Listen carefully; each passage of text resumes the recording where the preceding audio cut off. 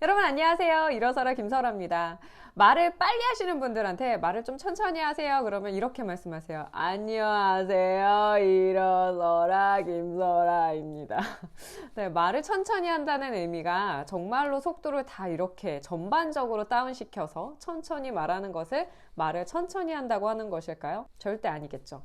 자, 그러면 말을 빨리 한다는 것과 말을 천천히 한다는 것의 진짜 의미를 아셔야 말을 천천히 하실 수 있습니다. 절대로 전반적인 속도가 다 느려지는 게 말을 천천히 한다는 게 아니에요. 말을 천천히 하시는 분들도 마찬가지예요. 말을 빨리 한다는 의미가 말을 전반적으로 이렇게 막 빨리 하는 게 말을 빨리 한다는 게 아니라는 것을 아셔야 합니다. 이렇게 한번 생각을 해볼게요. 어떻게 하면 말을 잘할 수 있나요?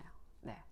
말을 잘한다는 건요, 결국에는 커뮤니케이션의 가장 기본 기능을 생각하시면 되는데요. 상대방이 잘 이해할 수 있게 내 생각을 정확하게 전달하는 것이 말을 잘하는 방법입니다. 그런데 내가 어떻게 말을 했길래 상대방은 나에게 말이 너무 빨라 라고 이야기를 하는지, 그 다음에 내가 어떻게 말을 했길래 상대방은 말이 느리다고 이야기를 하는 건지 알고 있으면 좋겠죠. 우리의 말은요, 한 줄이라고 한번 생각을 해볼게요. 말을 빨리 하시는 분들은 한 줄로 말씀하시는 분들입니다. 그래서 여기서부터 시작해서 여기까지 그냥 쫙 그냥 한 줄이에요. 안녕하세요. 저는 이렇게 그냥 쭉 가시는 말투를 가지고 계세요. 말이 느린 분들은 어떨까요? 조금 더 출렁이면서 이렇게 가는 말을 가지고 계시는 느낌이 있습니다. 그러면 이 빠른 느낌과 이 출렁이는 이 느낌을 어떻게 바꿀 수 있을까요? 어떻게 하면 너는 너무 말이 빨라, 너는 말이 너무 느려 라는 말을 듣지 않고 야, 말 잘한다 라는 말을 들을 수 있을까요? 자, 저는 이거를 싹둑 혹은 쾅쾅쾅쾅 내리 찍어서 좀 블럭을 만들었으면 좋겠습니다. 여러분의 말은 지금 너무 한 줄로 이어져 있어요. 그래서 이거를 잘라줘야 돼요. 어떻게 자를 수 있을까요? 의미별로 자르는 거예요. 예를 한번 들어볼게요. 세계 물이나 인간의 물이 중요성을 깨닫지 못한 채 물을 오염시키고 남용함으로써 세계적으로 물 부족을 초래한 데 대해 유엔이 경종을 울리기 위해 지정한 날, 이렇게 한 줄로 되어 있다고 생각해 볼게요. 느리게 말해도 마찬가지예요. 한 줄로 되어 있는데 이것을 의미별로 나눠주는 겁니다. 세계 물의 날, 인간이 물의 중요성을 깨닫지 못한 채 물을 오염시키고 남용함으로써 세계적으로 물 부족을 초래한 데 대해 유엔이 경종을 울리기 위해 지정한 날. 네, 이렇게 블럭을 나눠봤어요. 자, 블럭을 나누고 난 다음에는 의미에 맞춰서 음을 바꿔줘야 됩니다. 혹시 슈퍼마리오 게임 해보셨나요? 슈퍼마리오 게임 보면은 얘가 이렇게 가다가 점프를 해야 돼요. 거기 점프 구간이 굉장히 많더라고요. 근데 그 점프를 안 하고 그냥 빠르게만 달리면 어떨까요?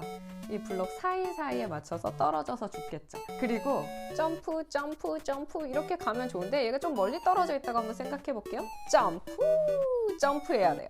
근데 얘가 여기 있을 때랑 똑같이 점프하면 어떨까요? 네, 마찬가지로 띵 떨어져 죽을 수밖에 없습니다. 말이라는 건요, 음도가 있는 게임이라고 생각을 하시면 되겠고요. 이 길이도 이렇게 나눠져 있다고 생각하시면 돼요. 그래서 어떤 구간에서는 얘가 이렇게 올라가야 되고요. 어떤 구간에서 훅 떨어져야 되고요. 어떤 구간에서는 이렇게 반복적으로 점프를 해야 되고요. 어떤 구간에서는 좀 이렇게 떨어져서 점프를 해야 돼요. 근데 나는 지금까지 달리기밖에 안 한 거예요. 달리기밖에 안 했기 때문에 그동안은 점프를 해야 할 생각을 전혀 하지 못했고, 또 점프에 길이가 있다는 생각도 못했고, 점프에 높이가 있다는 생각도 하지 못했던 것이죠. 이제부터는 아셨으니까 제가 만들어 놓은 점프 구간에 맞춰서 한번 읽어봤으면 좋겠는데요. 자, 제가 먼저 읽어보도록 하겠습니다. 세계 물의 날, 인간이 물의 중요성을 깨닫지 못한 채 물을 오염시키고 남용함으로써 세계적으로 물 부족을 초래한 데 대해 유엔이 경종을 울리기 위해 지정한 날. 의미에 맞춰서 점프 구간이 생겼고 음도가 달라졌죠. 이걸 빨리 읽어도 마찬가지입니다. 세계 물의 날. 인간이 물의 중요성을 깨닫지 못한 채 물을 오염시키고 남용함으로써 세계적으로 물 부족을 초래한 데 대해 유엔이 경종을 울리기 위해 지정한 날. 네, 이렇게 읽어주시면 들었을 때 의미가 정확하게 와서 닿습니다. 근데요, 선생님, 우리가 말을 할 때는요, 좀 다른 거 아니에요? 이건 글이잖아요. 뉴스잖아요. 내가 말을 할 때는요, 뭔가 숨이 차고요. 말할 때 막, 이렇게 멈춰지지가 않아요. 라고 하시는 분들이 있는데, 이런 경우에 굉장히 중요한 걸 놓치고 계시는 거예요. 뭘까요? 내가 말을 시작한 다음에 이 호흡이 한 호흡에 끝날 때까지 말을 마치지 않으면 내가 지금 생각한 이 모든 말들을 잊어버릴 것 같은 불안이 있어요, 안에. 그래서 딱 뭔가가 떠올랐을 때 나의 이 아이디어를 지금 당장 빠른 속도로 끝내버리겠어 라는 욕심이 생기거든요.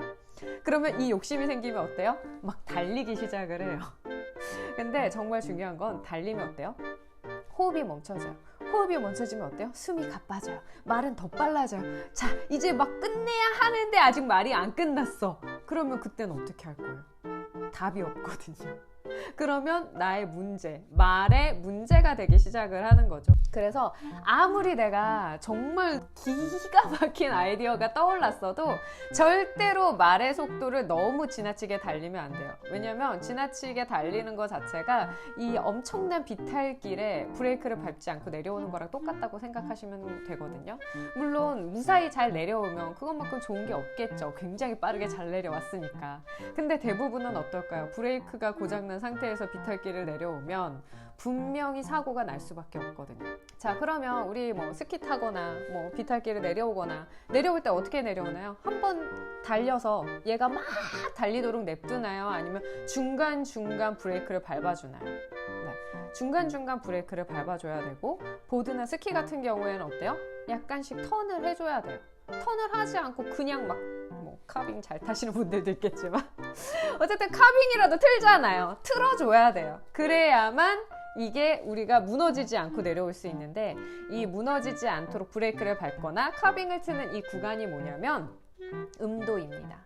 우리의 말은 조사와 음도로 브레이크를 잡을 수가 있어요. 그래서 여러분이 나는 정말 어떤 아이디어가 떠올랐을 때 자꾸만 말을 달려요 라는 생각이 드신다면 일정한 말의 속도에서 그 이상은 넘어가지 않으려고 노력하시는 거예요. 아무리 빨리 말해도 이 달리기 구간에서만 빠르게 말하는 거고요. 포즈는 어때요? 여기는 항상 일정하게 어느 정도 있어야 돼요. 얘가 말이 빨라지면 전반적으로 얘네들도 줄어들거든요. 그래도 아무리 줄어들어도 최소한의 비율 정도는 남아있어야 돼요. 얘는 무조건 존재를 한다. 그래야 비탈길에서 내려오더라도 말을 아무리 빨리 하더라도 무너지지 않는다. 이것만 기억하시면 되겠습니다. 오늘은 여러분과 함께 말 빨리 하는 분들을 위한 솔루션을 좀 제공해 드렸는데요. 말 빨리 해서 스트레스 받으시는 분들 진짜 많거든요. 그 다음에 좀 학생들이 말을 진짜 빨리 해요. 근데 말을 빨리 하면 문제는 뭐냐면 진짜 꼭 들려야 하는 구간에 들리지 않아서 문제가 됩니다. 슈퍼에 가서 우유를 사고 우체국에 가서 편지를 붙이고 와야 되는데 너무 빨리 온 거죠. 왜 이렇게 빨리 왔어? 그러면 우체국에 들리지 않은 것이죠. 너무나 중요한 거를 하나를 빼먹게 되면 의미 전달이 되지 않아요. 그래서 아무리 빨리 말을 하더라도 할 일은 다 해야 합니다. 이것이 바로 우리 말하기의 법칙이고 방법이에요. 오늘 여러분과 함께 말 속도에 대한 이야기를 나눠봤는데요. 말 속도에 좀 고민이 있으시거나 상담 받고 싶으신 분들은 네이버에 일어서라 검색해서 예약 주시면 되겠습니다. 내일은 더 나은 날을 꿈꾸며 자신감을 갖고 일어서라!